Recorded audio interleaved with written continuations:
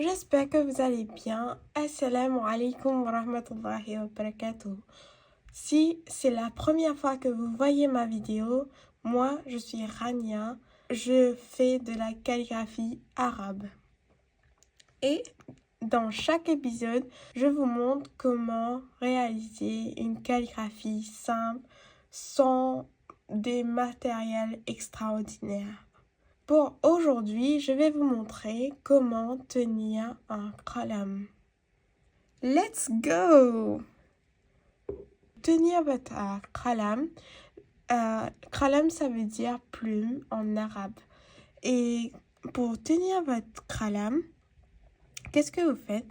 Vous prenez le majeur, il devrait être toujours en bas, ok? Est-ce que vous voyez très bien là? Le majeur devait être toujours en bas. Et l'index devrait être toujours comme ça.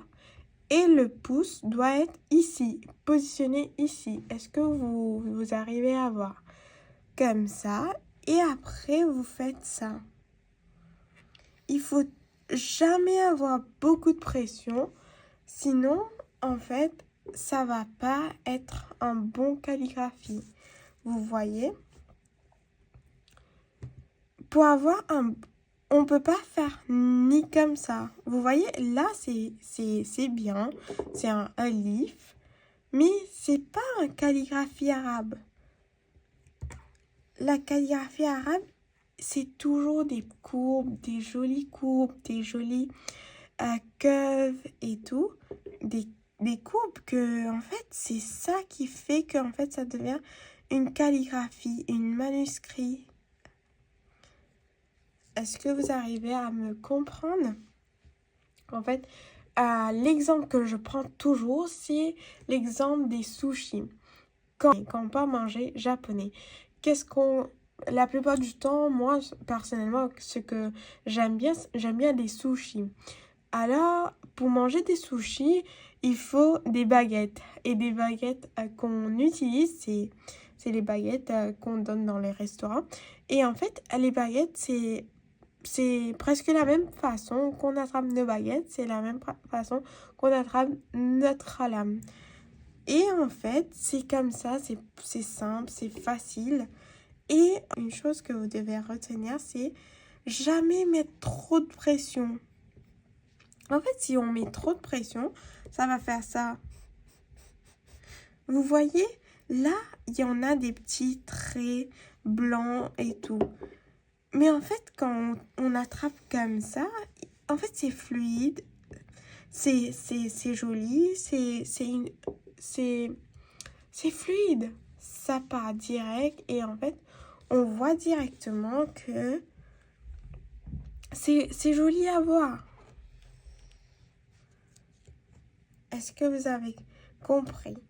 Mais la lettre la plus importante pour débuter de la calligraphie arabe, je sais que vous allez me dire que c'est une chose que je répète tout le temps. Mais c'est la chose la plus importante, c'est le alif, la lettre alif. En fait, sans la lettre alif, on n'a pas les autres lettres. C'est le plus important pour maîtriser la calligraphie arabe.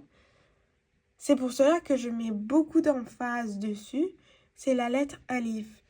Si vous arrivez à faire votre alif correctement, vous allez pouvoir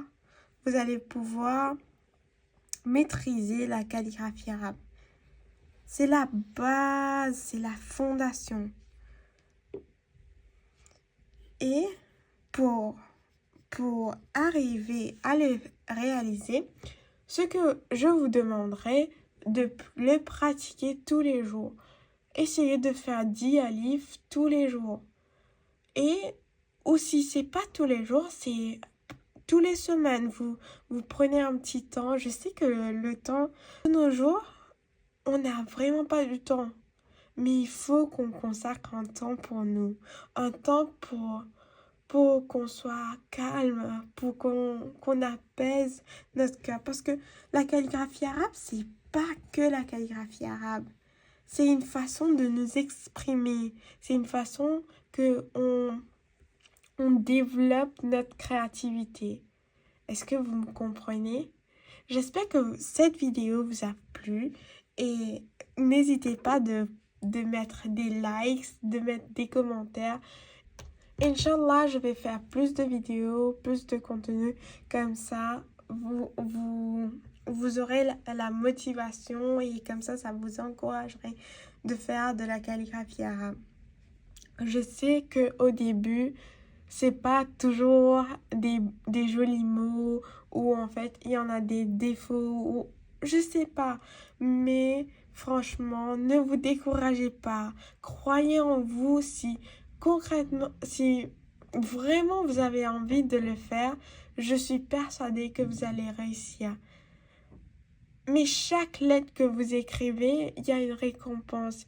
Pas que ça se donne là, mais au-delà aussi. En fait, c'est des lettres, des lettres en arabe. C'est des lettres qui sont proches du Coran. Le Coran, il a été fait avec les lettres en arabe. On est plus proche. Alors, consacrez ce temps pour... C'est pas que de la créativité, c'est pas que de l'art, c'est pas que quelque chose que on aime bien faire. Faites-le si vous voulez. Vous pourrez même le faire comme une petite activité, comme une petite détente, mais aussi comme pratiquer du zikr aussi. Imaginez-vous, vous avez envie d'écrire Subhanallah. Et en fait, à force que vous pratiquez, un jour vous pourrez le mettre en œuvre chez vous, genre dans votre salon ou dans un bureau. Inch'Allah. En fait, Et en fait, quand vous allez le voir, vous allez penser directement, ah, je l'ai fait. Pourquoi je l'ai fait? C'est parce que en fait, je voulais écrire une des écrits qui sont très proches de moi. Et en fait, même quand vous allez le voir, vous allez avoir la facilité de faire du zikr aussi.